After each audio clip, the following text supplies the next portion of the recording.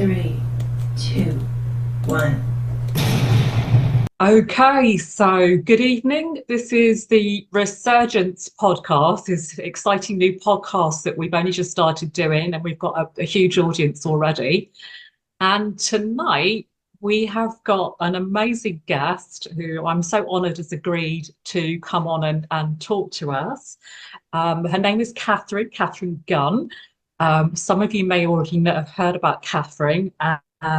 Katharine, if, I don't know if some of you listening remember, but back just before the invasion of Iraq, I think it was just before the invasion, wasn't it? Katharine was the amazing whistleblower that worked at GCHQ in Cheltenham as a translator, who came across this email, confidential email, that I think it was from the United States, that showed they were looking for compromising information to try and steer the vote on the UN Security Council about going into Iraq. And Katharine very bravely blew the whistle and took this to the press. And and Katharine has agreed to talk about this evening. So Katharine, thank you for coming on. As I said, it's an absolute honour. Obviously, I was really lucky to meet you last week in London, where you spoke. So my apologies if there's a little bit of overlap tonight, because we're going to have people listening that obviously may not know about your story, younger people as well that are going to be listening that don't know all the bits. So there might be some repetition. But first thing I wanted to ask you, obviously I've just given that introduction as to what happened when you worked at GCHQ. But for Mhm. people listening, perhaps if you can you give us a bit of a kind of a sort of a run up to who, what you were doing, how you ended up working at GCHQ. Obviously you're a linguist as well, how you got into that, and how you ended up working there. Okay, well, hi. Thanks for having me on. I started working in 2001, January 2001. And obviously it's over 20 years ago now. So there's a whole generation of people who've grown up without really knowing about the situation in Iraq. And I grew up in Taiwan, which is now also becoming a sort of hot potato in the geopolitical sphere. And, it's completely random. I think some people might think, oh, that sounds suspicious. Why did she grow up in Taiwan? Is she an intel person? And the thing is, my dad, he was very interested in East Asia and, Indian culture as a young person. But when he talked to his grammar school tutor and said, oh, I'd like to study Chinese or Persian, they basically said, oh, why would you want to do that? Do modern languages. And so he basically ended up doing modern languages as his first bachelor's degree, and started teaching French at grammar school. And he thought, oh, I can't be doing this for the rest of my life.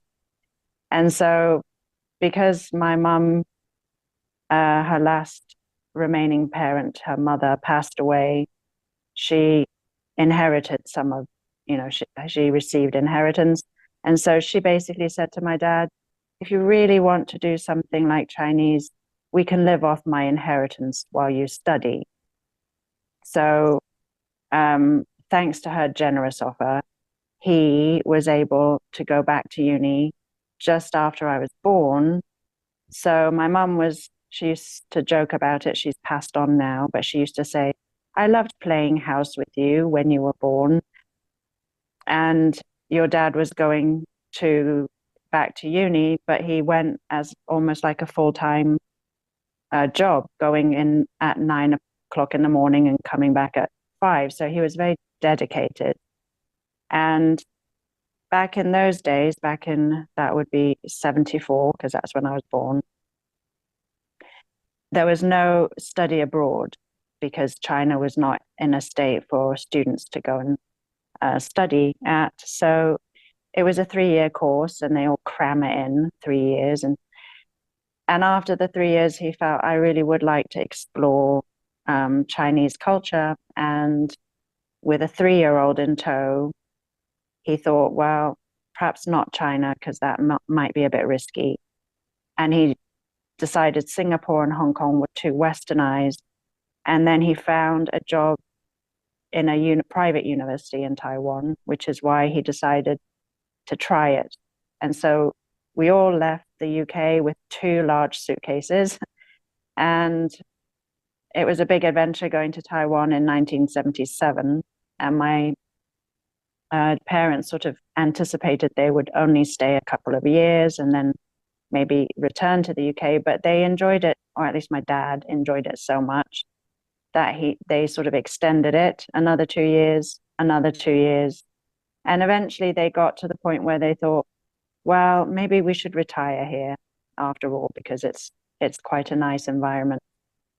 So I grew up in that environment, and after attending local primary school in the Taiwanese system and starting to really struggle to keep up with native Taiwanese students, my parents thought, well, maybe it's best if we send her to an English-speaking school, but the only one was a missionary school.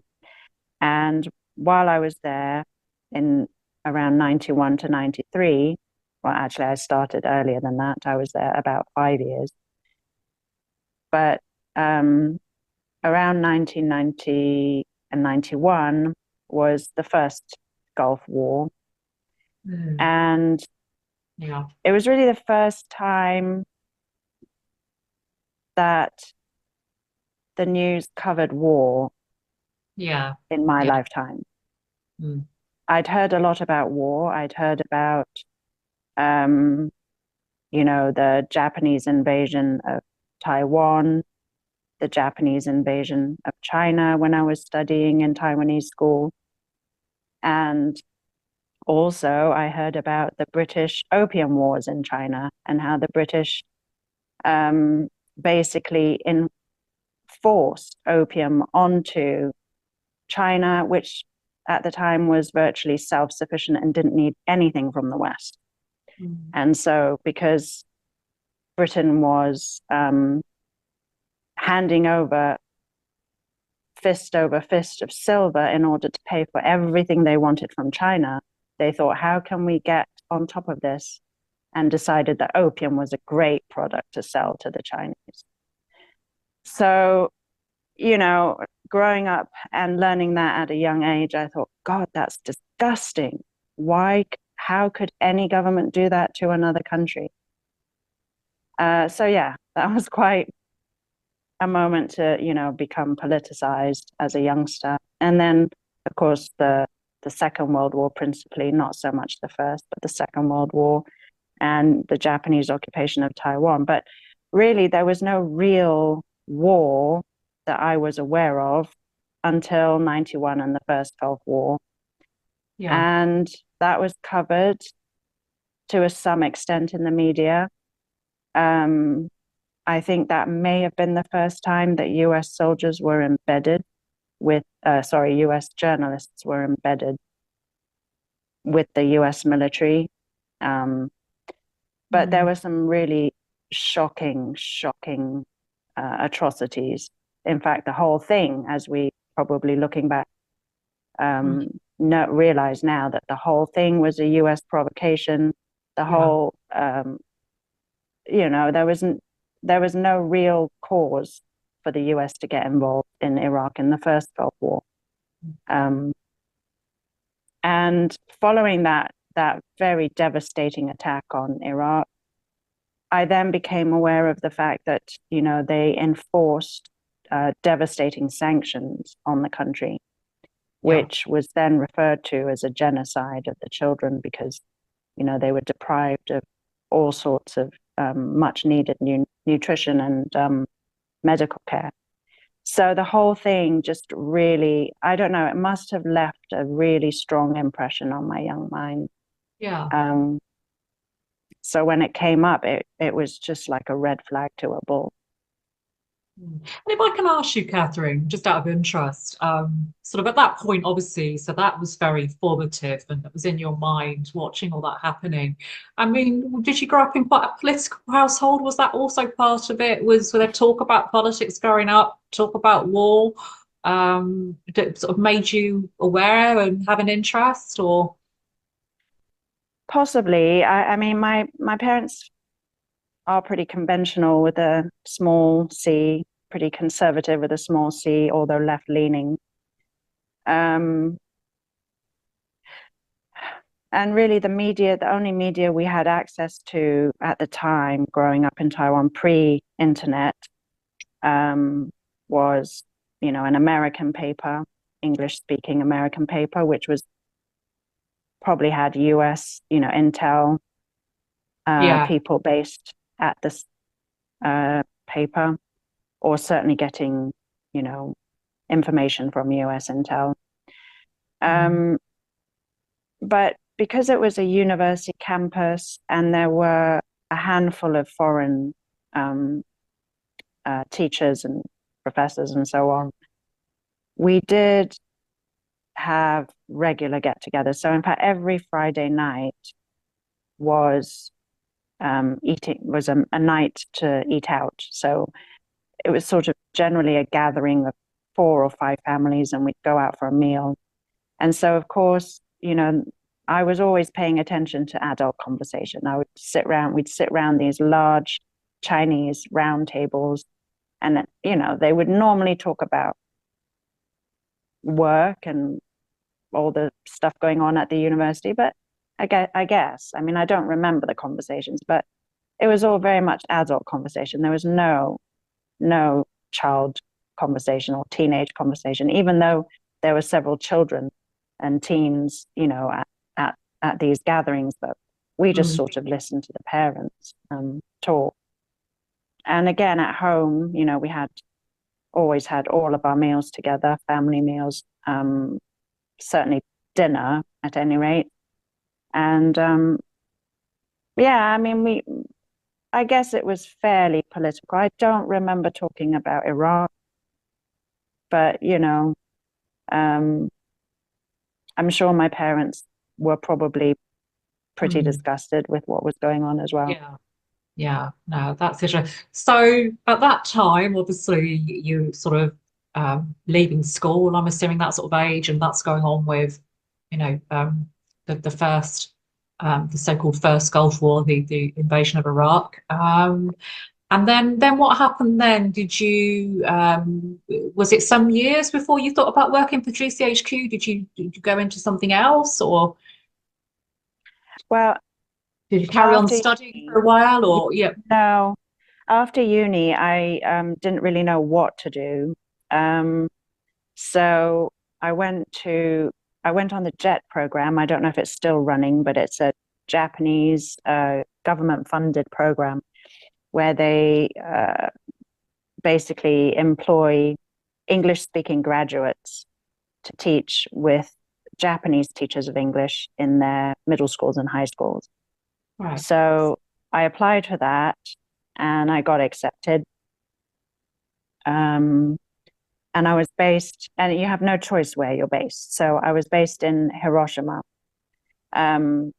just outside in the mountains, in a tiny, tiny village, which at the time only had about 3,500 people in it. Pardon me. Now I know that actually I think when I've looked on Google Map, the town or village doesn't even exist anymore. Really? So, wow.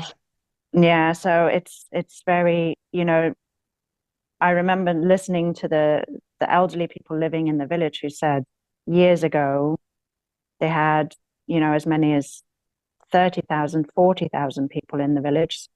Even further back, they had 60,000 people. So the numbers were just dwindling and dwindling because there was really no work for people in those places other than farming. But yeah, they talked about you know, what happened during the end of the Second World War, and it's actually the dates are right now, aren't they? The commemoration. So, yeah, I mean, that again, that was sort of another thing about how shocking war is and how devastating it is for the people who are left behind.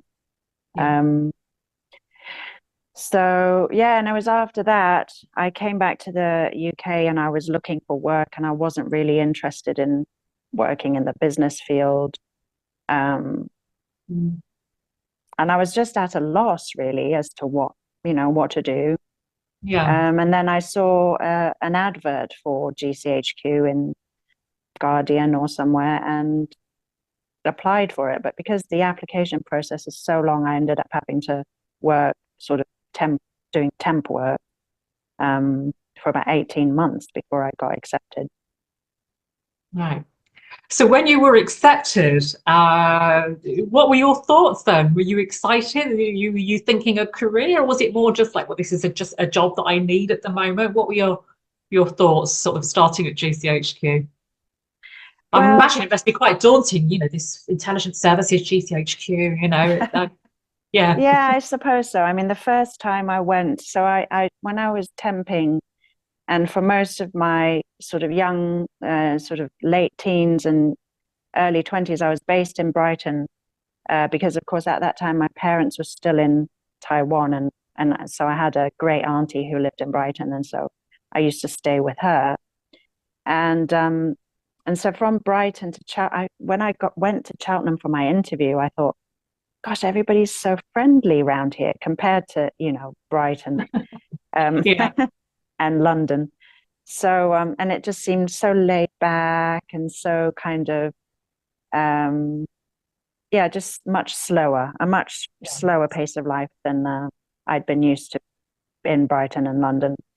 And I really liked that because growing up on a campus in Taiwan, that was the sort of atmosphere I was used to. And it just had that kind of collegiate sort of atmosphere. And when I joined, there were about 11 other graduates who joined at the same time. All of us, so they you all join according to your skill set. So we were all linguists. Mathematicians would probably all join together as mathematicians and so on. So we had the same indoctrination. Well, I nearly slipped. It was a slip of the tongue. You did. You were going to say, yes, I know. Indoctrination. I meant induction, but you get what I mean here. Anyway, and yeah, I just thought, this is really cool. It's all like young people, like all my age group, and we immediately kind of formed a sort of a group of friends, and we would hang out together and go to each other's houses, go to pubs after work, and it was good fun, So you had this great new job, you sort of you're making new friends and a nice sort of social life. So it seems sort of quite positive, and you felt like you sort of, this is fitted in the word, I don't know, you felt like you were sort of working quite well in that environment. And I think so. And how long had you been there before you came across the email with the information about from America wanting this information? How long were you there? Well, that would have been just over 2 years. Right. So you kind of settled in, sort of used to how things were working, got into the flow of things. Yeah. And then obviously, I mean, it was 2003 when you came across this email. So could you tell us more about the day that you discovered the email? What happened? Well, it was the 31st of January 2003, and by then Iraq was already in the crosshairs. I mean, it was, they'd brought up Iraq, I think way back, I think it was around September 2002, they started bringing up Iraq And Right. at that point, my ears pricked up and I thought, why the hell are they talking about Iraq again? And bearing in mind what I have just said about it being a red flag to a bull, Yeah. that's how I felt, because I thought, look, surely Iraq is no threat to anybody at this stage. Mm. And of course, I went and I got a couple of books to read, because I thought, well, I really want to get to the bottom of this. I want to understand this properly. So, yeah, I read 2 books that had been rushed into print because, the authors felt this was really pressing, rightly so. And so literally I got those 2 books and read them cover to cover and thought I was, convinced there was really no justification for any war against Iraq. And of course, all the usual awkward squad, the professionals who speak out, who were speaking up against this, people like Scott Ritter, who's still, very vocal these days about all sorts of things. And more conservative figures like Hans Sponneck, who was also speaking, saying we need more time for weapons inspections and so on. So there was, I feel, a fraction more in the media, although it was still precious little of critical voices. Yeah. Compared to today, right? Yeah. 20 years ago, I feel that there was still just that little hint of professional, qualified criticism of what was going on. Still, it was not sufficient. And come 31st of January 2003, the ball was already practically in the net. Yeah. So when I saw this email, I just thought, my God, this is like, this is the smoking gun, if you like, because it really exposes the absolute desperation they had for getting some sort of legitimacy for this plainly illegal invasion. Yeah. And also just the subterfuge, how they were using intelligence politically in order to achieve, these predetermined agendas that they had. Mm. And I think that obviously for me, that was the first time I felt I'd seen behind the curtain of what, the theater, what was going on really. Yeah. And I think from just that one glimpse, it's patently clear to me that intelligence has always been used politically. They say that it's used to inform the decision makers, but in fact, it's used specifically for them to achieve, the agendas that they have already planned in advance. And when you obviously read that email, did you feel angry? Did you feel upset? Very angry. Very Very angry. angry. Yeah. Yeah. Really, really, really angry. And I just felt like I had to do something. Suddenly it was like, this is a red hot potato that I need to pass on to somebody else, because I just couldn't imagine ignoring it, No. And I sort of, from that point onwards, I had this completely blinkered view. Like I wasn't thinking about myself or my husband, who I'd literally only married 6 months earlier, and anybody else. I was literally just thinking, I've got to get this out. Somehow I know we that. have to stop this war. I know that feeling. Yeah, it's hard to describe, isn't it? But there's just anger and this feeling that it's just not right, and that you had to do something. Yeah. Yeah. And it's funny, some people maybe would have stopped. Well, most people perhaps would stop to think, well, what's going to happen if, if I get found out? And but it was almost like I was preventing myself from even thinking that way. It was like, I can't explain it, but it was just none of that just came sort of into my mind. focused on how wrong Yeah. this Yeah. this is, Right. and what can you do? What can you do? Because Yeah. you've got this information in front of you. And the only thing I could do was to pass it on to somebody who I trusted and who I knew had been in touch with a member of the press. So that's what I did. I went home to think about what I should do, but I basically made up my mind. And it was a weekend, so I called this trusted contact, and I said, look, I have something that's really explosive that I think needs to get out to the press and to the public. And they said, okay, send it to me. So that's what happened. And so the following Monday, I went into work and I printed it off and I took it out of the premises in my handbag. And I was very nervous the whole time, very, very nervous, because when you're doing something that for all intents and purposes is illegal. You're going to be in trouble over it, and well, yeah, what's coming. It's been drilled into us not to do this. This is what I meant by the indoctrination. You really, they repeat over and over and over and over this, how you must not say anything to anybody, reveal anything to anybody. And so there's this, from the very start, you feel as though somehow by working at that sort of a place, you're,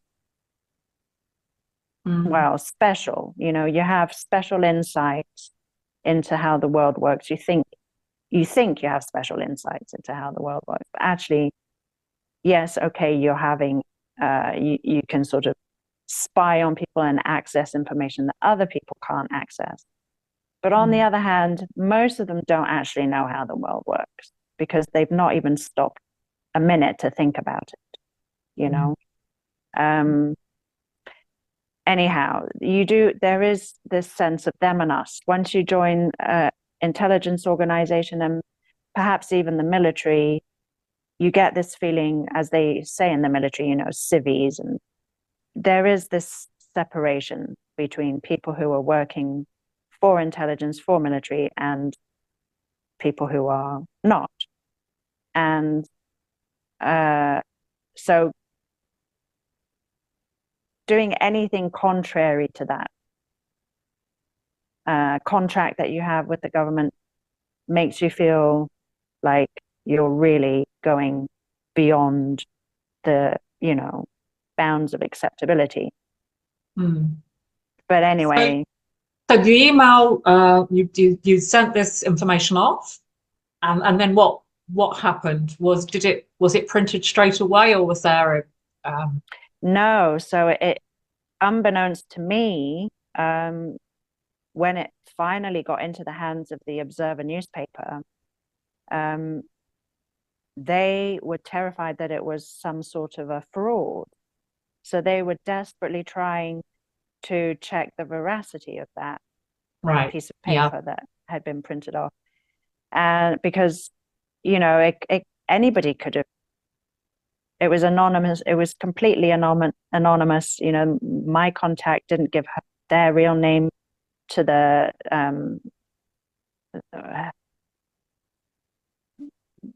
what's her name? I've just forgotten the name of the journalist she passed it to, but anyway, it will come back to me. The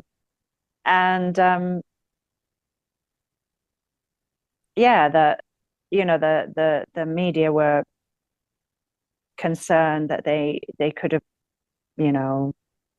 could really be in deep trouble if they printed something that was fraudulent. Anyway, they managed to get through, as it happens, by hook and by crook, to the guy who authored, the secretary of the guy who authored the email from NSA, a guy called Frank Koza. So they got through to his secretary's office. And she answered the phone and said, "Hello, Frank Koza's office." And that Right. confirmed to them that Okay. he was a real, because even the name sounds fake, Frank Koza. Yeah, it's So, like, so they're just checking it's all yeah, genuine and that this is real, and yeah. yeah. So And so that took about 3 weeks, and Right. meanwhile, Yeah. yeah, I was sort of on tenterhooks, is it going to come out? Isn't it going to come out? Mm. Um, and then 2 weeks later, on the 15th of February, there was the biggest march in history until that time, the Million Man March, which was against the Iraq War in London. And so Yeah. I went to that. And I thought, God, this is going to do something, because how can Tony Blair, how can the government not listen to millions of people on the street marching Exactly. against this war? But of course, they'd already made up their minds. They were going ahead and they were going to do it. And they just, shipped out all the military hardware, to the Gulf months prior. Yeah. So of course they were just going to go ahead with this. We know that now. And then eventually, about another week and a half after the march, it came out in the Sunday paper on the front, and it was on the front pages of the newspaper. So I had no idea, I had no idea if or when it was going to come out. So when I went to the shop to buy a paper that Sunday morning and I saw it on the front pages, my heart nearly stopped. I thought, oh my God, I have no idea it was going to come out like this. They literally reprinted the email, virtually, The whole thing. photocopied the email, yeah, the whole Yeah. thing on the front Right. pages. And I thought, my God, that's just going to give it all away. They'll know exactly where it's come from. Yeah. And I hadn't, anticipated that they would do that. I thought naively that they would extract information and then sort of word it in such a way as to obscure where it had come from. But no, it was clear it had come from GCHQ. And so, yeah, I was very, very stressed I could because imagine. Yeah. this was the first time I had started to think about me, you see, because I realized I was in deep, deep, deep trouble. So as soon as I went to work on the Monday, GCHQ had launched the investigation of, for the mole, and they were interviewing.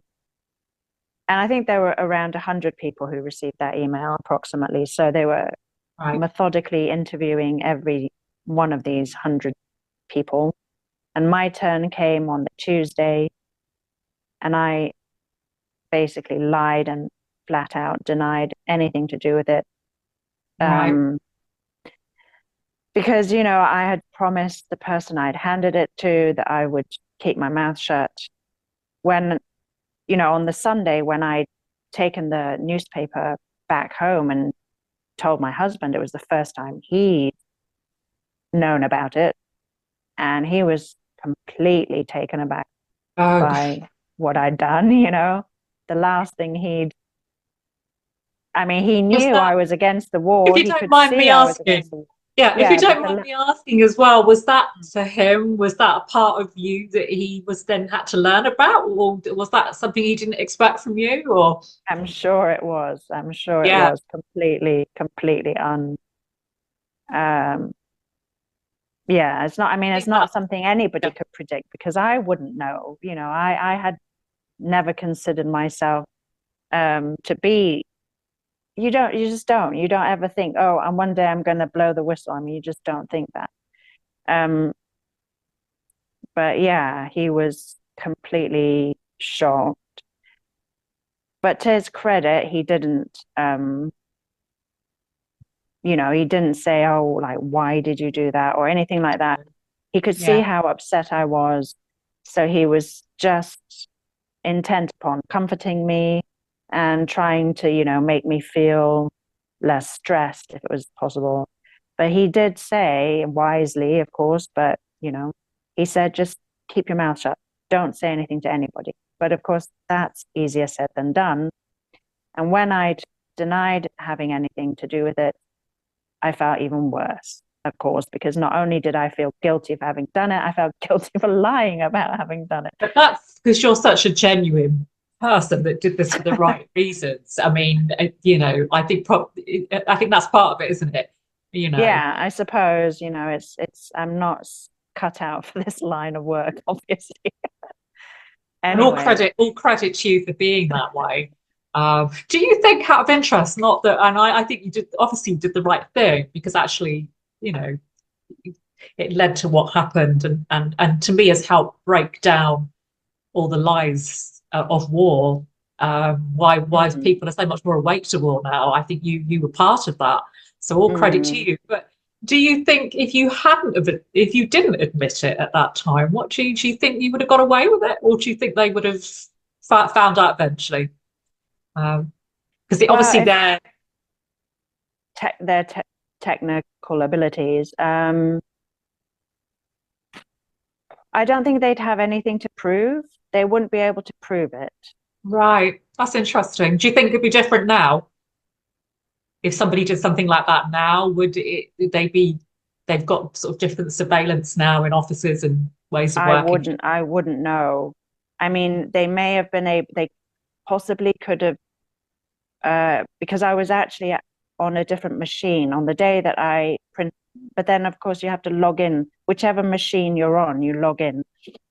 Right. So if they'd gone through and seen, I'm not sure whether they would have been able to ascertain that I printed it off, because I copied and pasted it. So I didn't just click print of the email. I copied and pasted it and put it into another document and printed it out and then deleted that.